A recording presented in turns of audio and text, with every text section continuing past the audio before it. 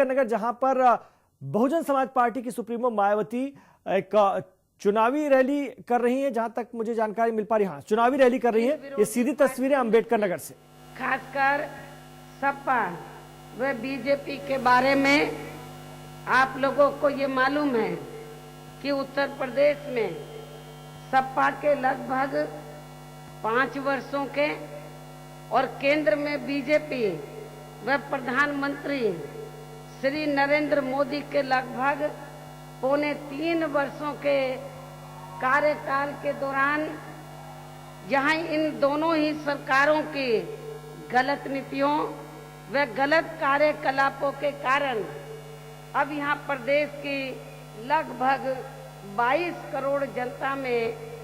जो जबरदस्त नाराजगी व आक्रोश व्याप्त है वह किसी से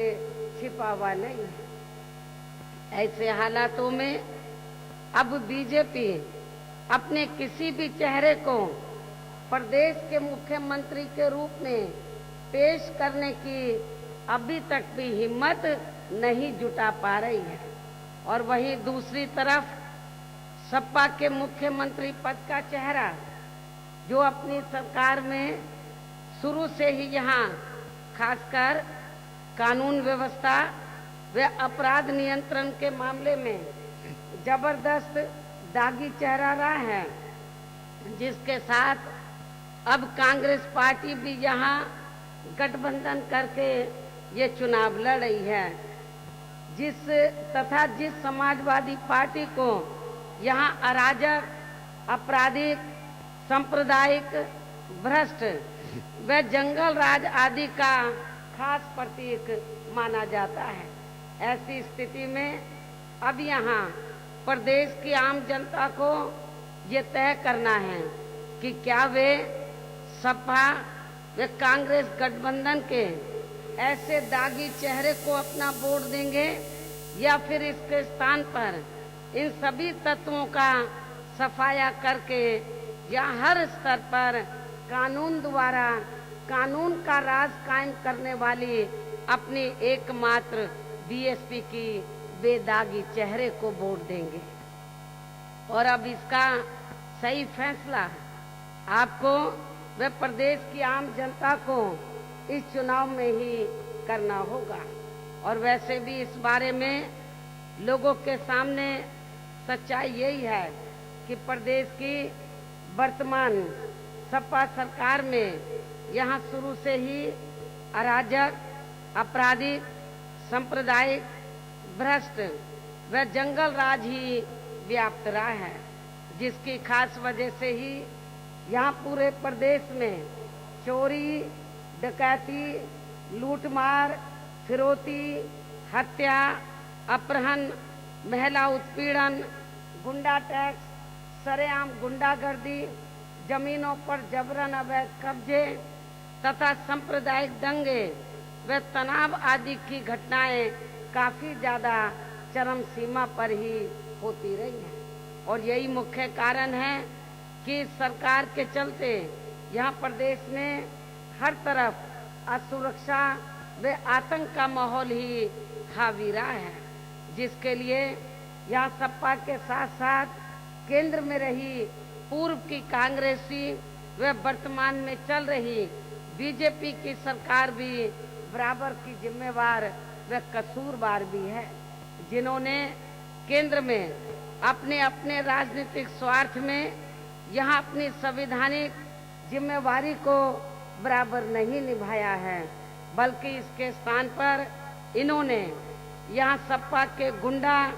व जंगल राज को ही खूब पनपने दिया है, जिसकी सजा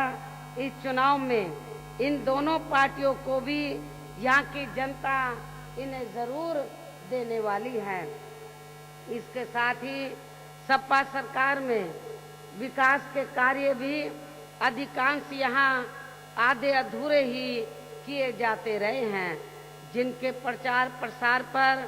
प्रदेश की जनता का सरकारी करोड़ों अरबों रुपया अकेले यहाँ मीडिया में ही काफी बेदर्दी से खर्च कर दिया गया है, जबकि इसी अपार धन को यहाँ गरीबों के हित व कल्याण के कार्यों पर भी खर्च किया जा सकता था। इसके अलावा इस सपा सरकार में विकास व जनहित के जो भी थोड़े बहुत कार्य किए गए हैं तो उनमें से अधिकांश बड़े बड़े कार्यों की शुरुआत बीएसपी की सरकार में ही कर दी गई थी। और इतना ही नहीं बल्कि बीएसपी की अनेकों जनहित की योजनाओं को तो वर्तमान सपा सरकार ने बहुत चालाकी से केवल उनका नाम बदलकर ही चलाया हुआ है, जिसमें से इनकी समाजवादी पेंशन योजना खास है, जिसका पहले मूल नाम महामाया गरीब आर्थिक मदद योजना था। इसके साथ ही इस सपा सरकार में प्रदेश के अधिकांश सभी वर्गों व विभिन्न क्षेत्रों में लगे लोगों की भी हालत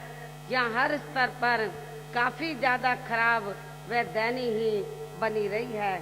जबकि सरकारी अधिकारी तो यहाँ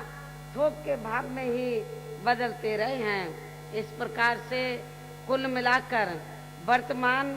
सपा सरकार का लगभग पूरा कार्यकाल हर स्तर पर व हर मामले में अति निराशाजनक व अति कष्टदायक ही बना रहा है। और अब इनको इस चुनाव में इसका जबरदस्त नुकसान भी उठाना पड़ेगा। हालांकि इस चुनाव में सपा के बारे में यह बात भी सर्वविदित है कि सपा नेता श्री मुलायम सिंह यादव ने भी अपने पुत्र मोह की वजह से जिस प्रकार से कदम कदम पर अपने भाई शिवपाल यादव को जनता के सामने अपमानित किया है, तो इसका अब शिवपाल यादव व इनके खेमे के लोग इस चुनाव में अंदर अंदर अखिलेश व इनके खेमे के लोगों को जरूर नुकसान पहुंचाएंगे। तो इससे ये स्वाभाविक ही है कि अब सपा के ये दोनों खेमे इस चुनाव में अंदर अंदर एक दूसरे के खेमे के उम्मीदवारों को हराने की ही पूरी कोशिश करेंगे, अर्थात जिताने की नहीं। और फिर इनका अपना बेस वोट भी दो खेमों में ही बंटकर रह जाएगा। और यदि ऐसे हालातों में आपके जिले के खासकर मुस्लिम समाज के लोग